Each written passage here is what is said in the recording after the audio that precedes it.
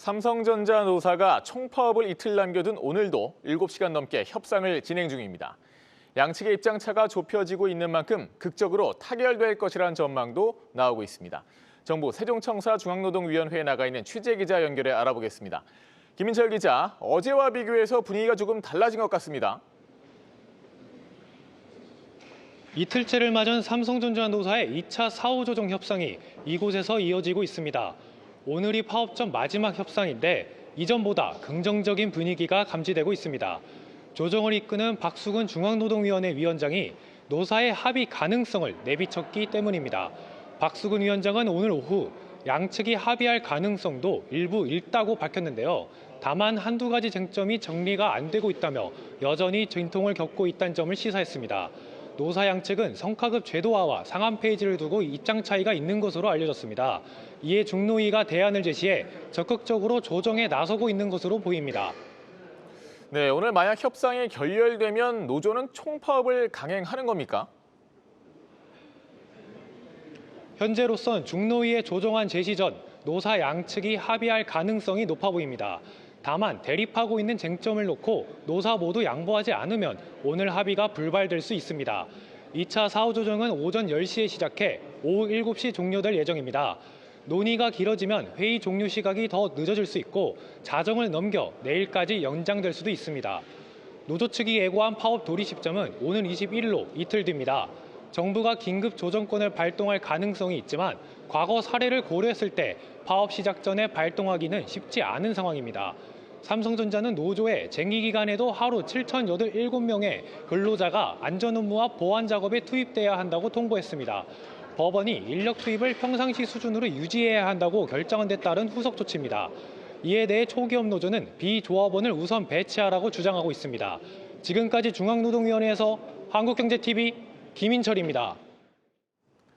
네, 정치권에서는 오늘도 삼성전자 노사의 타협을 촉구했습니다. 국민의힘 삼성전자 간부 출신 의원들이 앞장서 평택항을 선택했고 당대표부터 전 대선 후보까지 파업은 안 된다고 강조했습니다. 네, 취재기자 연결해 자세한 내용 알아봅니다. 성나균 기자, 이 평택을 찾은 고동진 의원의 얘기 직접 들어봤다고요? 네, 국힘 내부에서 가장 먼저 움직인 건 삼성전자 사장 출신 고동진 의원입니다. 지난 주말부터 일정을 조율해 오늘 같은 당 배준영 의원과 함께 삼성 평택 캠퍼스를 찾았습니다. 고 의원은 한국경제TV와의 통화에서 노조의 요구사항 중 무엇이 안 되는지 그리고 왜 안 되는지에 대해 더욱 투명하게 설명해야 한다는 내용을 사장단에 전했다고 말했습니다. 그러면서 성과급 지급 체계가 매우 복잡하기 때문에 문제가 되고 있는 것이라며 손질 필요성을 언급했습니다. 삼성 사장단은 좀 더 노력하겠다고 말하며 공감대를 형성한 것으로 알려졌습니다. 삼성전자 임원 출신 양향자 경기도지사 후보는 캠퍼스 입구에서 무기한 단식에 들어갔습니다. 장동혁 대표와 김문수 전 대선 후보, 유이동 평택을 국회의원 선거 후보가 잇따라 농성장을 찾아 노사의 대타협을 주문했습니다. 한편 김정관 산업통상부 장관 또한 파업이 가져올 파장을 모든 국민이 우려하고 있다며 협상 타결의 필요성을 강조했습니다. 다만 법원의 파업 관련 가처분 결정이나 노조 임원 수당 등 세부 쟁점에 대해선 중노위 조정에 영향을 줄 수 있다며 자세한 언급을 피했습니다. 지금까지 국회에서 한국경제TV 성나균입니다. 네, 현재 삼성전자 노사의 극적 타결에 대한 기대감이 커지고 있지만 재계에선 더 큰 후폭풍을 우려하고 있습니다. 성과급을 둘러싼 이번 삼성의 사례가 산업계 전반으로 확산돼 또 다른 리스크로 작용할 수 있기 때문인데요. 관련 내용 산업부 장슬기 기자와 얘기 나눠보겠습니다. 네, 장 기자. 사실 그동안 각계각층에서는 이번 타협을 되게 촉구해 왔는데 재계에서는 최근에 이 타결돼도 문제다 이런 목소리가 나오는데 왜 그런 겁니까? 네, 삼성전자의 이번 사례가 전 산업계로 확산될 가능성이 크기 때문입니다. 만약 사측이 이번 노조의 요구를 일부라도 수용해서 합의를 하게 되면 수십조 원의 손실이 예상되는 파업은 피하게 됩니다. 하지만 이 사실상 또 다른 신호탄이 될 수도 있는데요. 삼성의 계열사나 다른 기업들의 노조도 유사한 요구를 할 가능성이 있기 때문입니다. 현재 쟁의를 이어가고 있는 삼성 바이오로직스를 비롯해 삼성 SDS, 디스플레이, 그리고 삼성금융 계열사들도 올해 임금 협상을 마무리 짓지 않은 상태인데요. 실제 삼성 계열사들 내부에서도 삼성전자의 이번 협상 결과를 보고 움직이자는 이런 분위기가 감지되었습니다. 즉 삼성전자의 사례가 사실상 삼성그룹 전체 임금과 성과급 협상의 새 기준이 될 수 있다는 우려가 나오는 겁니다. 네, 이 삼성 계열사들을 언급하셨지만 결국 삼성만의 문제는 아니다. 이런 얘기네요. 맞습니다. 업계가 가장 우려하는 부분이 바로 그 지점입니다. 현재 자동차를 비롯해 조선과 철강, IT 업종까지 성과급과 이익 배분 요구가 연쇄적으로 확산될 가능성이 커진 상황인데요. 실제 현대차 노조의 경우 현재 기본급 인상과 더불어 성과급으로 전년도 순이익의 무려 30% 지급, 그리고 상여금 인상과 정년 연장 등 강도 높은 요구안을 제시하고 있습니다.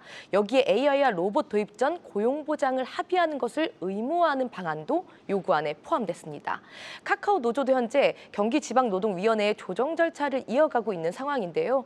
카카오 역시 성과 보상 구조와 임금 인상률을 놓고 노사 입장 차이가 커서 파업 가능성이 열려 있습니다. 이런 상황에서 이번 삼성의 노사 교섭이 선례가 될 경우 다른 기업들의 부담도 커질 수밖에 없는 겁니다. 결과적으로 기업 입장에선 투자 축소와 신규 채용 감소가 연쇄적으로 이어질 수 있다는 우려도 나오고 있습니다. 네, 자 그렇게 된다면 이 중견기업이나 중소기업, 특히 이 협력업체들의 피해가 좀 커질 것 같은데요. 맞습니다. 지금 재계가 가장 우려하는 건 성과급을 단순 보너스로 보는 게 아니라 영업이익 배분 권리처럼 요구하는 구조가 고착화되는 겁니다. 전문가들은 특히 이번 사례가 협력업체로까지 확산될 수 있다고 보고 있습니다. 먼저 전문가 인터뷰 보시겠습니다. 물론 개별 기업 입장에서는 본인들 그 기업의 이익을 극대화하는 것이 가장 중요하겠지만 협력사 입장에서는 우리의 협력이 있었기 때문에 삼성에 저 성과가 있다 이렇게 이해할 수도 있거든요. 아마도 협력업체 입장에서도 와 우리를 완전히 배제하고 있구나 이런 허탈함이 좀 들 것이고. 네, 재계에서는 현재 노조가 요구하는 성과급은 기업 이익에 대한 배분 요구로 법원에서 이미 임금이 아니라는 결정을 내린 사안이라고 꼬집고 있습니다. 노사 간 단체 교섭의 대상이라기보다는 경영상 판단 사안이라는 겁니다. 대한상의 등 경제 6단체는 공동 성명을 통해 이 노조의 과도한 성과급 요구는 노동시장의 이중 구조를 심화시킬 뿐 아니라 사회적 위화감을 확대시킬 것이라고 지적하기도 했습니다. 결국 이번 삼성전자의 사례는 단순한 임금 협상을 넘어 한국 산업계 전체의 노사관계 구조를 바꿀 수 있는 변수라는 점에서 재계가 긴장하고 있습니다. 네, 삼성전자가 어떤 선례를 남기느냐에 따라 우리 산업계는 물론 사회의 분위기도 달라질 수 있는 상황인데요. 현명한 노사의 판단 기대해 보겠습니다. 산업부 장슬기 기자였습니다.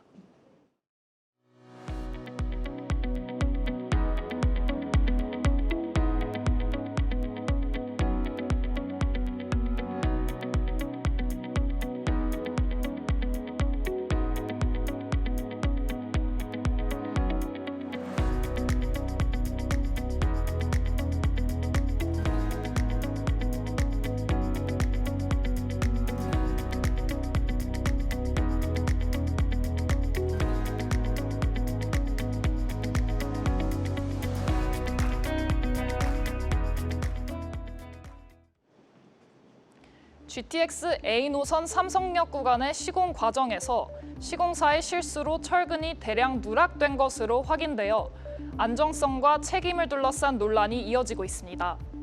파장이 커지고 있는데 주요 쟁점들 하나씩 짚어보겠습니다.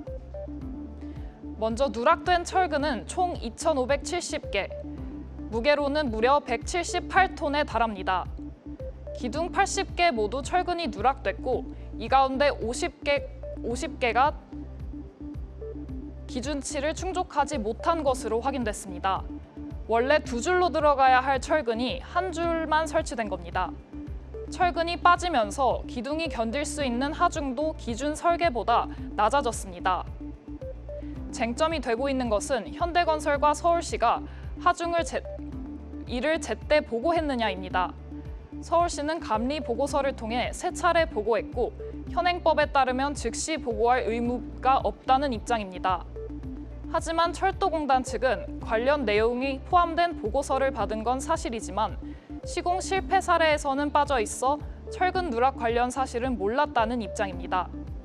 입장이 엇갈리는 가운데 국토부는 보고가 지연됐다고 보고 오는 22일부터 감사에 들어갑니다. 철근 누락이 발견된 이후에도 공사는 계속됐습니다. 현대건설이 내세운 보강 계획 때문인데요. 현대건설은 철근이 빠진 기둥의 표면에 에폭시와 같은 접착제를 바르고 강판을 덧대 보강하겠다는 계획을 세웠고 서울시는 이를 국토부에 보고했습니다.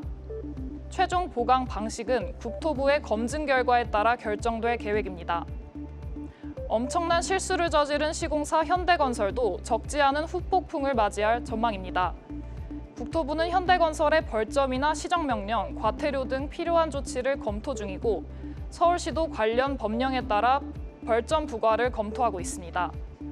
이번 사태로 서울시와 계약한 준공 시점인 2028년 10월을 맞추지 못할 경우 현대건설은 배상금 등 법적 책임까지 물어야 합니다.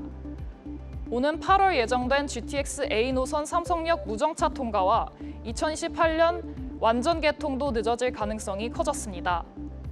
당장 국토부가 철근 누락이 확인된 삼성역 구간에 대해 특별 현장 점검에 착수한 가운데 보강 공법을 검증하는 결과까지 나와야 하는 상황입니다.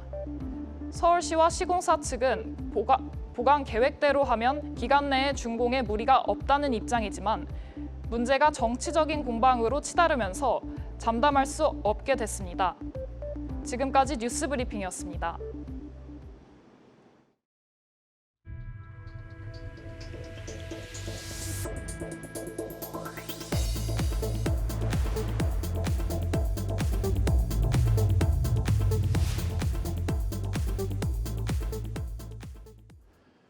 고객의 돈을 전문가가 알아서 운영해주는 자산관리 서비스, 랩 어카운트로 뭉칫돈이 몰리고 있습니다. 최소 수천만 원을 맡겨야 하는 고액 자산가들의 전유물로 여겨져 왔는데 최근에는 30대 직장인들에게도 인기입니다. 랩 어카운트의 시장의 열풍을 조혜별 기자가 취재했습니다. 맞춤형 자산관리 상품인 랩 어카운트로 자금이 빠르게 몰리고 있습니다. 국내 증권사 5곳의 1인형 랩 어카운트 잔고를 취합해 분석한 결과 올해 들어 지난달 말까지 10조 원이 넘는 돈이 새로 유입됐습니다. 증가분의 절반이 넘는 금액이 지난 한 달 동안 들어왔습니다. 1인형 랩 어카운트는 증권사 PB가 고객 자산을 위탁받아 주식, 채권, 펀드 등을 하나의 계좌에서 알아서 운용해주는 상품입니다. 급변하는 시장 상황에 맞춰 전문가가 대신 투자해준다는 장점 때문에 자산 규모가 크지 않은 30대 직장인들까지 랩 시장의 문을 두드리는 분위기입니다. 20년 정도 이 증권 시장이 좀 있었지만 이렇게 좀 투자에 대해서 열기가 뜨거운 적은 사실은 본 적은 거의 없었던 것 같아요. 3030 직장인뿐만 아니라 머니무브를 이제 생각하는 그런 스마트한 투자자분들께서 이 랩 어카운트에 대한 관심들이 높아지면서 포트폴리오 구성에도 변화가 나타납니다. 지난해까지만 해도 해외 주식 랩 상품에 쏠렸던 관심이 올해 들어 국내 주식 랩으로 옮겨가고 있다는 게 현장의 목소리입니다. 작년 초에는 국내 주식을 문의하시는 분들이 한 번도 안 계셨어요. 다 해외 주식을 문의하러 많이 오셨거든요. 근데 올해 상황을 보면 거의 정반대로 역전을 했다라고 볼 수 있죠. 증권사들도 랩 상품의 진입 장벽을 낮추고 있습니다. 대면 가입 시 최소 수천만 원이 필요했던 랩 상품들이 비대면 서비스와 결합하며 소액으로도 가입이 가능해졌습니다. 삼성증권은 자산운용사들과 손잡고 온라인 국내 주식 자문형 랩 서비스를 선보였고 KB증권도 모바일 랩 서비스를 준비 중입니다. 다만 랩 상품은 수익이 날 경우 수익의 최대 20%대까지 운용 수수료가 부과되는 만큼 실제 손에 쥐는 수익은 예상보다 적을 수 있습니다. 10개 안팎의 소수 종목에 압축 투자하는 경우가 많아 증시 변동성이 커질 경우 손실 위험도 함께 커질 수 있습니다. 한국경제TV 조혜별입니다. 은행권 주택담보대출 고정금리형과 변동금리형의 금리 차가 크게 벌어지고 있습니다. 5대 시중은행의 5년 고정형 금리는 연 4.43에서 7.03%, 변동금리형은 연 3.63에서 6.03%인데요. 상단 금리 차가 무려 1%포인트입니다. 30년 만기 원금 균등 상환으로 5억 원을 빌렸다고 가정했을 때 한 달 이자만 약 40만 원가량 차이가 나는 겁니다. 하반기부터 금리 인상 사이클에 본격 진입할 것이란 전망에 시장 금리가 먼저 움직이면서 고정형 금리 산정의 기준이 되는 은행채 5년물 금리가 빠르게 오른 영향입니다. 실제로 은행채 5년물 금리는 최근 2년 6개월 만에 최고치를 찍었습니다. 이렇다 보니 차주들은 상대적으로 금리가 낮은 변동형을 주로 택하고 있습니다. 은행권 신규 가계대출 가운데 변동금리 비중은 64.5%로 지난해 같은 기간보다 22%포인트 증가했습니다. 일반적으로 금리 인상기에는 고정금리가 더 유리하다고 알려져 있지만 지금 고정형을 선택하기엔 금리가 너무 많이 올라 있어서 당장 이자 부담이 덜한 변동형 비중이 높아질 수밖에 없다는 분석이 나옵니다. 이 문제는 가계 빚이 무려 2,000조 원에 육박하면서 사상 최대치를 기록한 상황에서 하반기 금리 인상이 본격화될 경우 변동형 차주들의 이자 부담 확대가 본격화될 수 있다는 점입니다. 한국은행은 기준금리가 0.25%포인트 인상될 때마다 대출 차주 1인당 연평균 이자 부담이 16만 3천 원씩 증가할 것으로 추산하고 있는데요. 현재 증권가에서는 한국은행이 하반기 두 차례 금리 인상을 단행할 것으로 내다보고 있습니다. 1인당 연간 이자 부담만 33만 원가량 더 늘어날 수 있다는 얘기입니다. 여기에 더 큰 문제는 금리가 오르더라도 차주들이 대응할 만한 수단이 제한적이라는 점입니다. 정부의 가계대출 총량 관리 강화로 대환대출 시장이 급격하게 위축되고 있기 때문인데요. NH농협은행을 포함한 일부 은행들이 대환대출 금리를 높게 책정하거나 접수를 중단한 가운데 특히 대출을 여러 건 보유하고 있는 다중 채무자들이 금리 인상에 직격탄을 맞을 수 있다는 우려가 나옵니다. 지금까지 뉴스 브리핑이었습니다.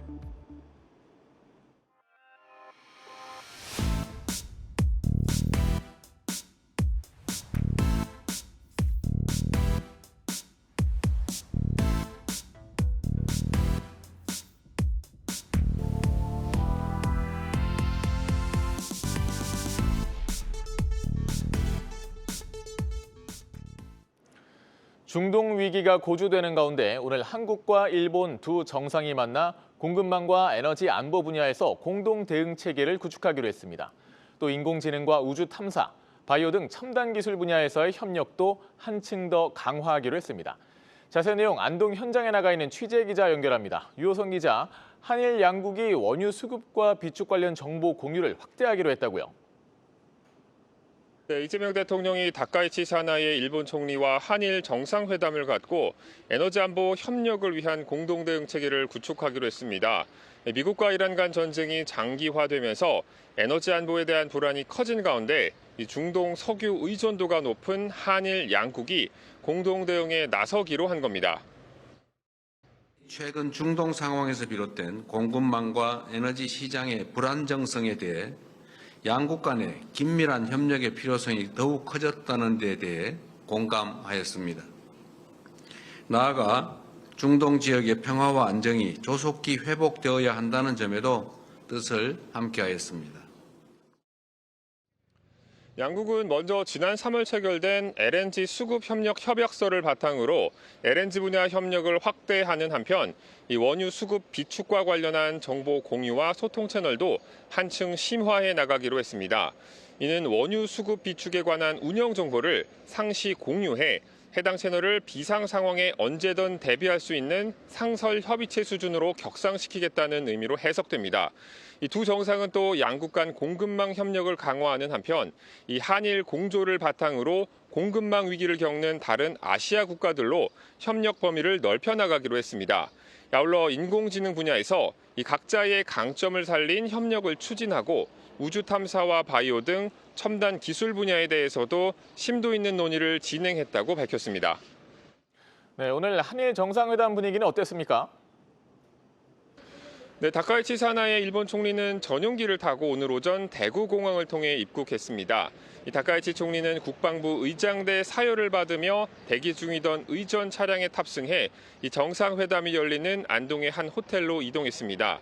이재명 대통령은 호텔 입구에서 다카이치 총리를 직접 맞이하며 포옹으로 환영했습니다. 이 회담 이후 두 정상은 만찬을 가진 뒤 이곳 하회마을로 이동해 전통 문화 이 선유 줄불놀이와 판소리 공연을 함께 볼 예정입니다. 만찬은 하회마을 내 한옥 호텔인 락고제에서 열리며 식탁에는 안동 찜닭의 원형인 전게아와 안동 한우 갈비구이, 안동 전통주인 태사주, 안동 소주 등이 오를 예정입니다. 이 대통령은 한일 우호 관계 발전에 의미를 담아 안동 하회탈 목조각과 한지가죽 가방 등을 다카이치 총리에게 선물하기로 했습니다.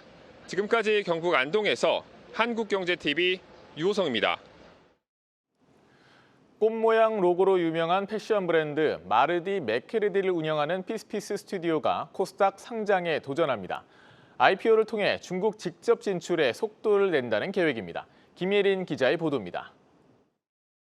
패션 브랜드 마르디 메케르디를 운영하는 피스피스 스튜디오가 다음 달 초 코스닥 상장에 도전합니다. 마르디는 꽃 모양 로고를 활용한 디자인으로 20, 30대 여성들 사이에서 인기를 끌며 특히 중국과 일본에서 큰 관심을 받고 있습니다. 피스피스 스튜디오의 해외 매출은 지난해 288억 원에 육박하며 전체 매출의 24%가 넘습니다. 최근에는 중국 시장 직진출에 박차를 가하고 있습니다. 마르디 상해 법인을 중심으로 티몰과 온라인 판매 마케팅 체계를 구축했고 지난 14일에는 중국 이커머스 운영업체 닝보 예제와 물류 파트너십을 맺었습니다. 430억 원이 넘는 공모 자금도 대부분 해외 진출에 사용될 예정입니다. 해외 글로벌 진출에 주요한 자금을 모으기 위해서 IPO를 했었기 때문에 대다수의 금액들은 해외 진출에 사용되어질 예정이고 그중에 상당 부분은 중국의 직영 매장을 다만 올해 1분기 매출은 214억 원으로 전년 동기 대비 30% 감소했습니다. 영업이익 역시 22억 원으로 약 75% 급감했습니다. 피스피스 스튜디오는 중국 파트너사와의 라이선스 계약이 종료되면서 파트너사의 재고 처리 할인 판매로 인한 일시적인 현상이었다는 입장입니다.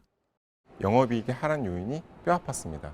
하지만 앞으로 중국의 직접 진출에 따른 매출원가 하락을 통한 수익성 개선이 이루어질 것으로 예상됩니다. 또 이번에 공모하는 주식의 7.6%가 구주 매출로 귀속된다는 지적에 대해 박화목 대표는 세금 납부를 위한 것일 뿐 향후에도 엑시트 계획은 전혀 없다고 답했습니다. 한편 피스피스 스튜디오는 오는 26일부터 27일까지 일반 청약이 진행되며 희망 공모가는 19,000원에서 21,500원입니다. 대표 주관사는 미래에셋증권과 NH투자증권입니다. 한국경제TV 김예린입니다.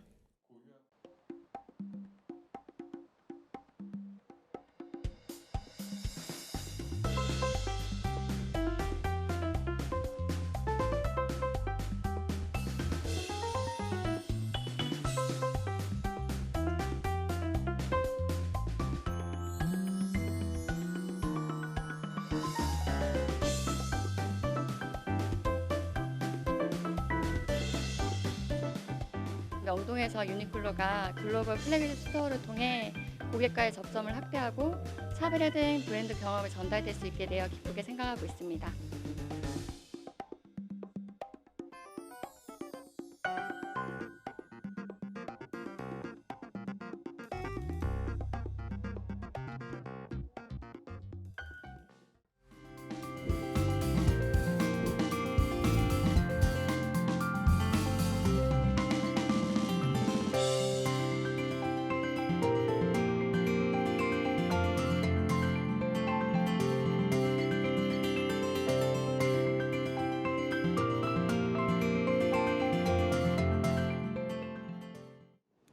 (5월 19일) 저희가 준비한 소식은 여기까지입니다.